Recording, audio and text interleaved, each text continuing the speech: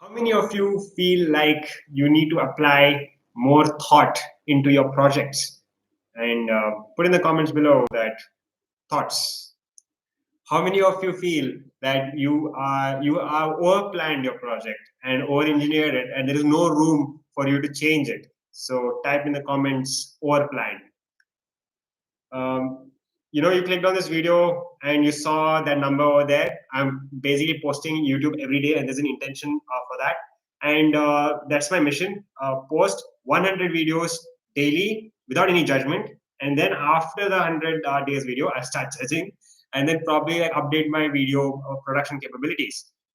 Yes, this video I'm going to talk to you about what happened when I put design thinking uh, uh, into my YouTube channel. And with the design capabilities that I have, I was able to figure out a strategy for myself on YouTube. So design thinking is basically 4 steps, but we're going to put it into 3 steps because 3 is my favorite number, Nikola Tesla. All right, so first thing is concept, case study, and prototype. These are the 3 things you need to start your design process. Yeah, so this is how it works. So the book this book is The Design of Everyday Things by Don Norman. And design thinking, it came from a place like in Stanford School of Design, D School.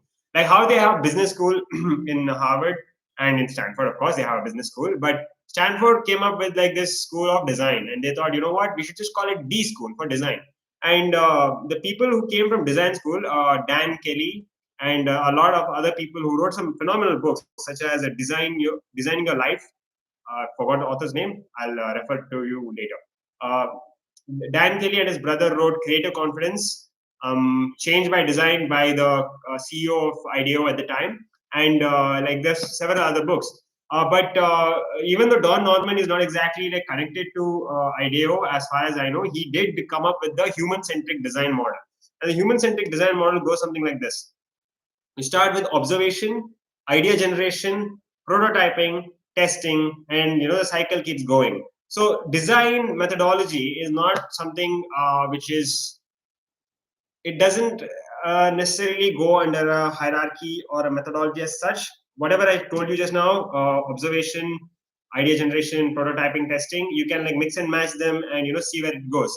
Because right now, this 100 videos that I'm doing is basically a prototyping and testing. I'm putting videos out there on YouTube, on the ether, um, filling the servers up on Google headquarters with my data, and I'm just trying to see what captures people's attention.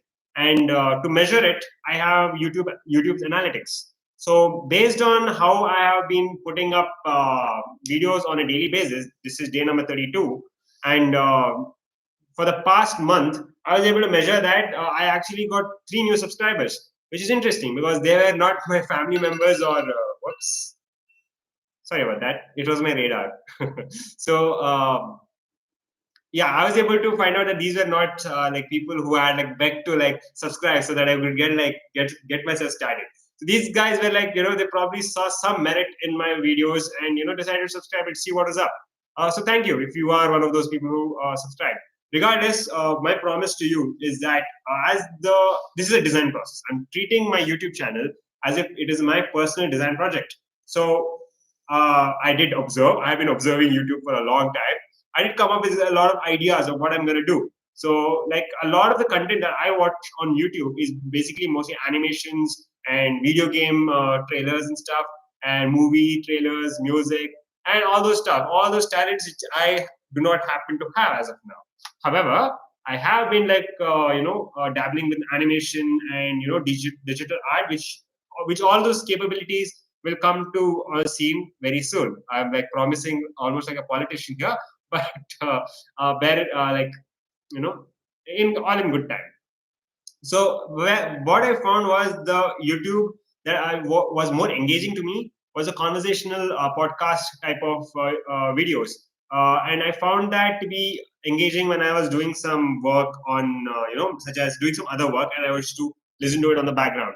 Therefore, what I found in those videos very useful for me is like these researcher and these scholarly types reading about talking about their books, what they have read and about the books they have written. So I found that these people had the authority to speak about it, and it seems like when they started out, YouTube didn't even happen to be there. So I'm sure like it would be a very interesting experiment to see what kind of a YouTube it would look like, YouTube channel it would look like of somebody who's starting out and building the skills up. So you will be able to see a play-by-play of what I'm doing on a daily basis. It's almost like a day journal.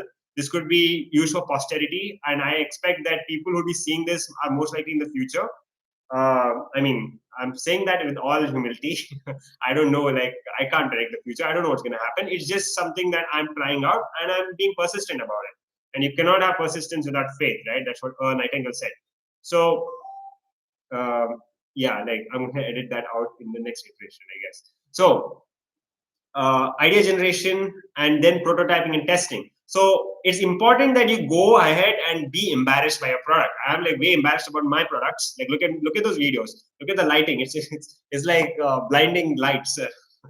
Like okay, that no mind. So what I'm saying is you need to be able to have the courage to be embarrassed. Okay, that you need to have the courage to be disliked. Like of course, like a lot of people might be offended that I'm putting up a video with this quality and putting up like with not much preparation on my videos. I'm just riffing on, doing some improvisational things. However, I argue that this is all about creating that mindset and habit to keep posting on YouTube. And as the day goes on, as the days goes on, as the weeks go by, months, like I'll start putting some elements which will tweak the YouTube video into such that it begins to improve. And at the same time, this is going to be a keystone habit where it compounds to the other habits in such a way that I'll be starting to read books, which I will be able to communicate more freely. And I need, like, rather than uh, looking for an audience, how about I have the audience come to me and let them like dictate the terms of where this channel is going to go. But mostly this channel is going to be about design thinking, because that's where I have the expertise in. I have my background in architecture. I'm crazy about design. Like we can talk about design all day if you want me to, but I won't, because I'm going to like talk about other stuff too. But it's going to be based on design thinking principles. Right.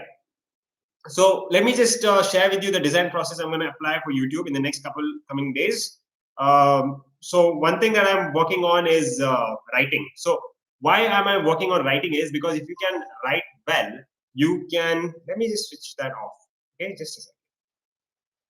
Okay, back here. Why do I stress on writing? Because if you can think and communicate in writing, you are a force of nature. Like nothing can stop you. So writing is something that I'm like doing regularly on medium.com. You can find in medium.com I'm doing something very similar, that prototyping and testing my essays. So using those like using the language in the essay is going to like help me speak much better, more clearly. That's going to help in coming up with video essays that I'll be putting in the future, like documentary type videos. And then comes and the YouTube title, YouTube title and thumbnail. So if you clicked on this video, you must have seen the title is sort of a little clickbaity. Like I applied design thinking on my YouTube channel, and the thumbnail is probably something of me like being in awe at whatever like idea I'm getting. And I have not yet designed it yet. I have to post this video and then I'm going to design it and post it on the thumbnail after I edit it. So that's the thing. It's like a process where you collaborate with the internet. You don't put anything back in. There is nothing opaque about my process. I'm totally like open about how my process is going to look like. And it's going to be a bit strange. I suppose it's a bit unorthodox in production, being authentic about it, because authenticity is like premium on the internet. So I'll be working on coming up with titles which is like attractive. At the same time, it will give you value, because it's not some clickbaity thing like this guy did this on YouTube and what happened next you won't believe, like stuff like that. No, it's pretty clear. Like I applied design thinking on YouTube and this is what happened next, because yeah, I'm talking about design thinking here. I got 3 subscribers. Like that's what happened. So okay, like yeah. Further, what I'm thinking about is like adding some editing and stuff. Like I'm using an open source software for this, open source and free software. It's called DaVinci. Like I've heard that using DaVinci video editing software is a sort of like using a scientific calculator to do basic arithmetic. So, well, why not, right? Like you like I will check it out and see if I can edit my videos in a better way, put up some images and text files and whatnot. I've tried this before in a previous videos, but they were all like not. They took took some time out of it. I could do those again, but on a later date. So basically, there are going to be video essays to talk about some particular things in design. Like the people I'm taking inspiration from are like CGB Grey and Versatium, Wisecrack for their philosophy type videos, and Wisecrack did phenomenally well. I've been watching that channel grow pretty high. Of course, there are some inspirations in writers, like Jordan Peterson is one, Matt Ridley is another, and the more we keep going, the more I am going to iterate and improve upon this venture. Yeah.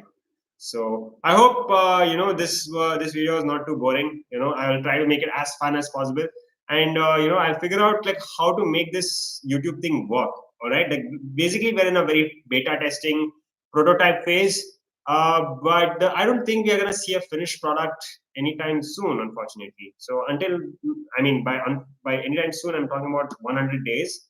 I expect some kind of refinement by video number 75, when I get the hang of coming up with speed of thumbnails and speed of editing. Like that's the thing that's missing right now. See, if you had knowledge of what to expect, right? Like things would just move in much faster. That's why the observation, idea generation, prototyping, and testing, like they go in a loop. The more you do it, the more you get momentum and you can move forward. So if I have like an already a large body of work prepared for me in the past, then I could build on it, keep improving it, and then it's all exponential from then on. Yes, so this is me signing off. Wish me luck, and I hope the singularity has arrived in the future.